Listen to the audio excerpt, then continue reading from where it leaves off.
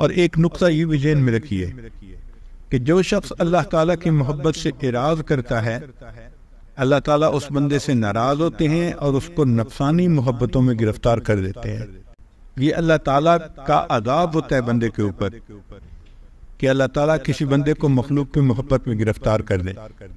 چنانچہ آپ دیکھیں، کوئی عورت کی محبت میں گرفتار ہوگا، کوئی مال کی محبت میں گرفتار ہوگا، کوئی کاروبار کی محبت میں گرفتار ہوگا، اسی محبت میں زندگی گزر رہی ہو۔ تو اللہ رب العزت کی محبت کو پانا یہ مقصد زندگی ہے، اور اس کے لیے دل کو خالی کرنا باقی محبتوں سے یہ لازمی شرط ہے۔ اس کے بغیر انسان کو محبت نہیں مل سکتی۔ اور یہ دل کیسے خالی ہوگا؟ اس کے لیے ذکر کی کثرت کرنی پڑے گی، لا الہ الا اللہ کی ضربیں لگانی پڑیں گی، تاکہ دل سے مخلوق کی محبت نکلے اور اللہ تعالیٰ کی محبت دل میں بھر جائے۔ اس لیے سیدنا ابراہیم علیہ السلام کی مبارک زندگی کو دیکھیں، انہوں نے سب کی نفی کر دی تھی ماں سوا کی۔ انہوں نے فرمایا تھا انی لا احب العافلین، میں ڈلنے والوں سے محبت نہیں کرتا۔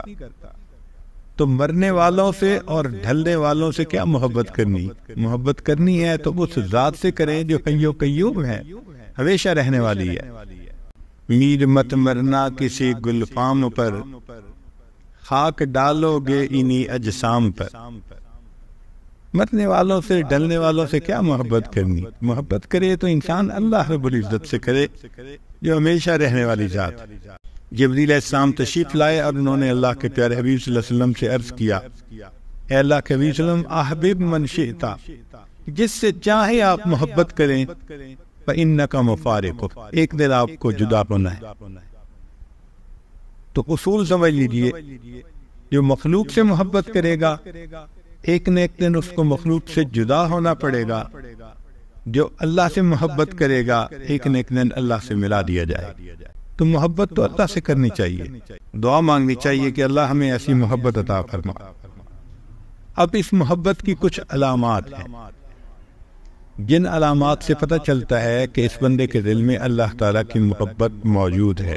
پہلی نشانی کہ جب دل میں اللہ تعالیٰ کی محبت ہوتی ہے تو دل اللہ کے لیے بے قرار ہوتا ہے، اللہ سے ملاقات کو جی چاہتا ہے۔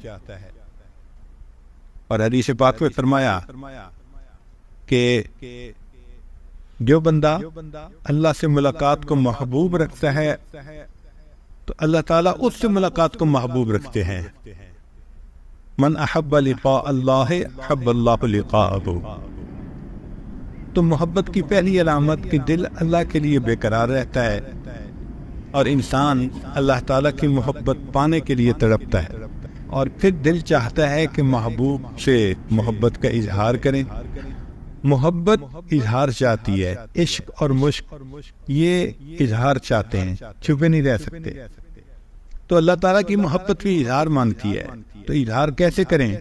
اللہ نے نماز کو اس کا وسیلہ بنا دیا۔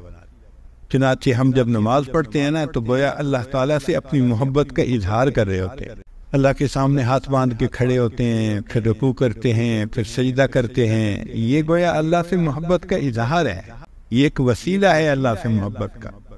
اللہ تعالیٰ کا دیدار تو مومن کو جنت میں ہوگا۔ دنیا میں اللہ تعالیٰ نے کہا کہ تم دیدار تو نہیں کر سکتے، البتہ اس دیدار کا تصور کر سکتے ہو۔ تو فرمایا کہ ٹھیک ہے، دن میں 5 مرتبہ اس دیدار کا تصور کر کے کھڑے ہو جاؤ، یہ نماز ہے۔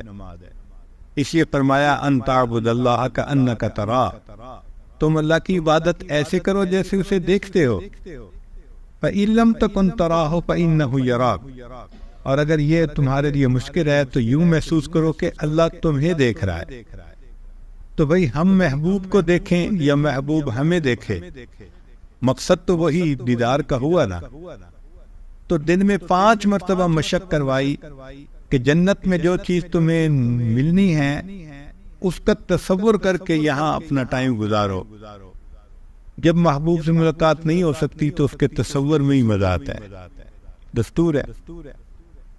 اس لیے مومن کو نماز میں مزہ آتا ہے، وہ نماز میں سکون پاتا ہے۔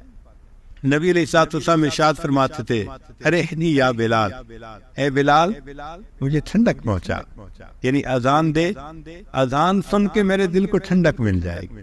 میری آنکھیں ٹھنڈی ہو گئی۔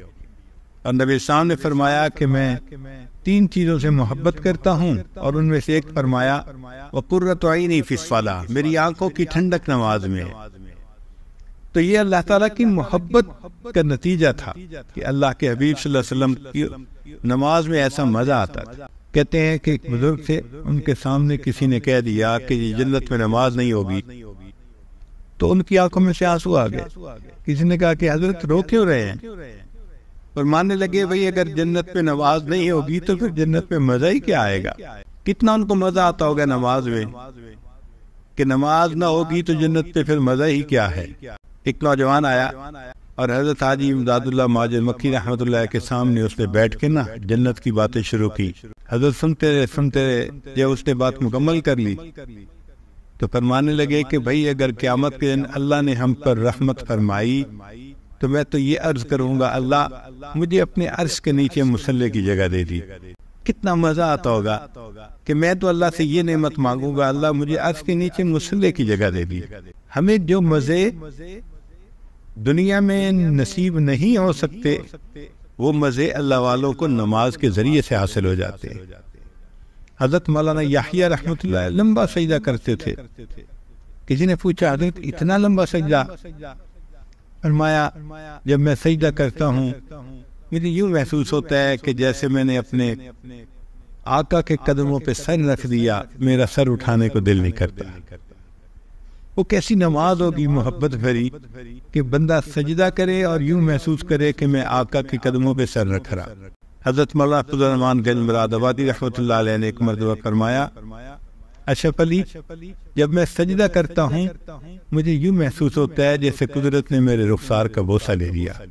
تو نماز میں مزہ آتا ہے مومن کو، اس لیے کہ وہ اللہ سے ملاقات کا بہانہ ہوتی ہے۔ اور ویسے بھی اگر نماز پڑھتا ہے بندہ تو اللہ سے ہم کلامی ہوتی ہے۔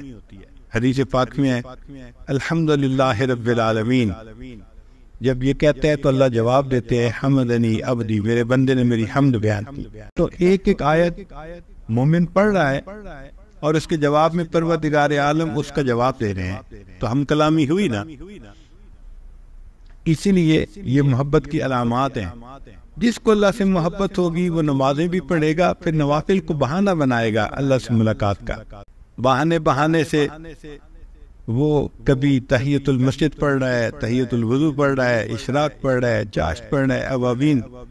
5 فرض نمازوں سے وہ محبت کا جذبہ ٹھنڈا نہیں ہوتا، اس لیے وہ بہانے بناتا ہے اللہ سے ملاقات کے۔ تو نماز فوراً نماز۔